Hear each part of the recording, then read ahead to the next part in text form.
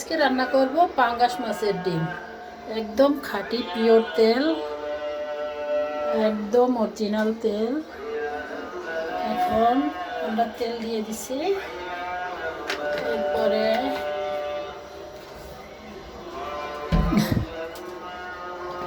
কিছু পেঁয়াজ কুচি,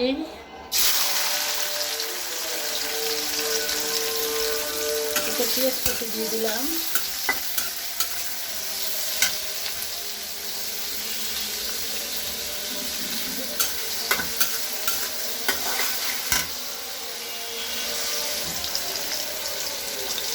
সাথে কিছু কাঁচামরিচ,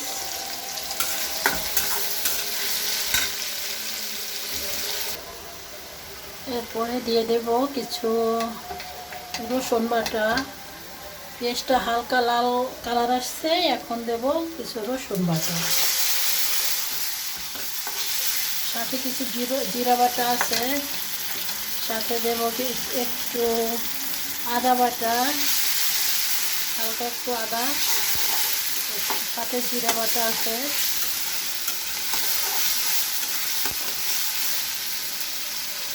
একটু ভালো করে কষিয়ে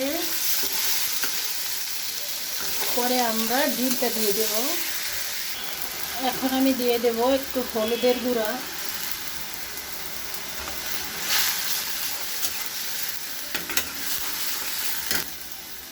হালকা একটু হলুদ,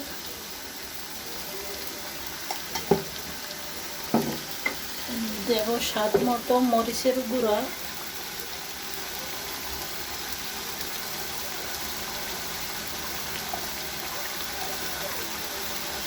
স্বাদ মতো মরিচ। এখন দেব স্বাদ মতো লবণ,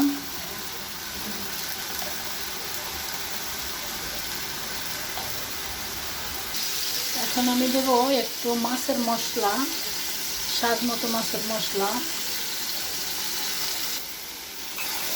আমি মশলাটা ভালো মতো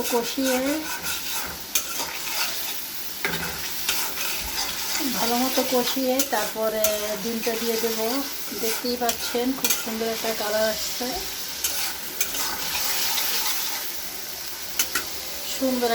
আসছে, আমার মশলাটা কষানো হয়ে গেছে। এই যে দেখেন আমার মশলাটা পুরোপুরি কষানো হয়ে গেছে। এখন দেব আমরা মাছের ডিমটা।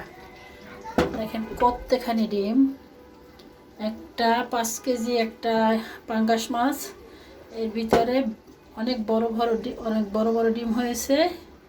এখন আমি দিয়ে দেব ডিমটা আমি মাখিয়ে নিয়েছি। এখন পুরো ডিমটা আমি এখানে ঢেলে দেব। এবার ডিমটা আমি মশলার ভিতরে ভেজে নেব, খুব সুন্দর করে মশলার ভিতরে ভেজে নেব।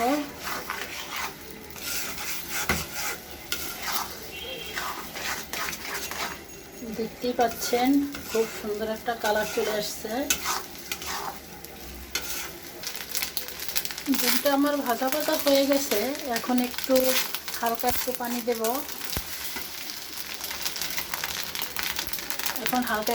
দেব। মানে ডিমটা গন্ধ চলে যায় এবং ডিমটা সেদ্ধ হয়, এই জন্য আমি হালকা পানি দিয়ে দিলাম। দেখুন আমার ডিমটা প্রায় হয়ে গেছে। আমি একটা মাছের অর্ধেকটা ডিম নিয়েছি। অর্ধেকটা ডিম নেওয়াতে আমার কড়াইটা পুরো ভরে গেছে।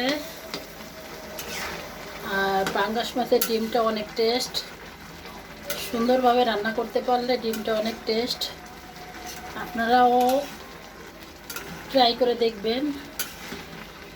আর 2 মিনিটের ভিতরে আমার রান্না কমপ্লিট। এখন আমার রান্না প্রায় হয়ে গেছে।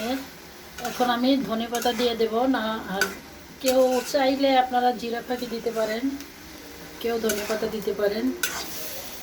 আমি এখানে জিরা ফাঁকি অ্যাড করব। তো আপনারা সবাই ট্রাই করবেন।